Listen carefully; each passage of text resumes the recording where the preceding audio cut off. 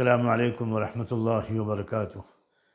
بسم اللہ الرحمن الرحیم، والصلاة والسلام علی سیدنا و مولانا محمد النبی الصادق الامین وعلی آلہ وصحبہ اجمعین۔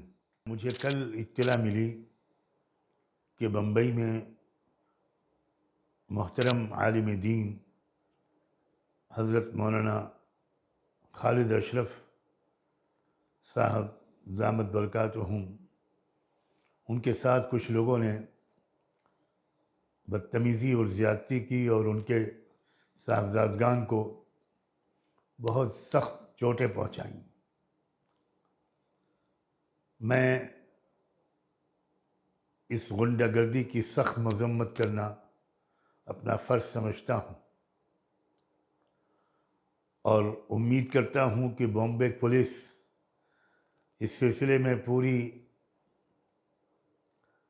پورے انصاف اور چابک دستی کا مظاہرہ کرے گی اور لوگوں کو اس شک کا موقع نہیں دے گی کہ کہیں کہیں کی پولیس کو غنڈوں سے ہفتہ ملتا ہے اور اس لیے ان غنڈوں کی ہمت ہمیشہ بلند رہتی ہے۔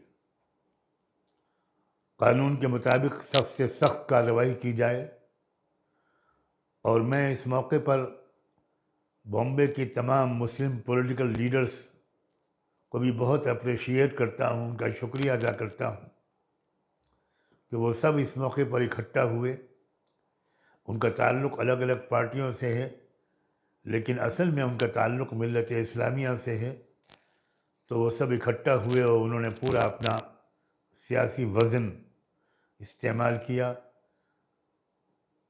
بمبئی کے شہریوں کو، ڈونگری کے شہریوں کو بھی میں اس پر مبارکباد دیتا ہوں کہ انہوں نے قانون کو اپنے ہاتھ میں نہیں لیا۔ میں بہت معذرت خواہ ہوں کہ میں ایک دن تاخیر سے یہ بیان جاری کر پا رہا ہوں۔ میری صحت کل بہت خراب حالت میں تھی۔ میں اس سلسلے میں جو مجھے بیان جاری کرنا تھا وہ کل شام ہی جاری کرنا چاہیے تھا، لیکن افسوس ہے کہ میں اس وقت بیان جاری نہیں کر سکا۔ اب بھی میں ملت اسلامیہ کی وحدت کی خاطر تاخیر سے صحیح اس غنڈہ گردی کے خلاف احتجاج میں شریک ہوں اور سخت ترین الفاظ میں اس کی دوبارہ مذمت کرتا ہوں۔ بہت بہت شکریہ۔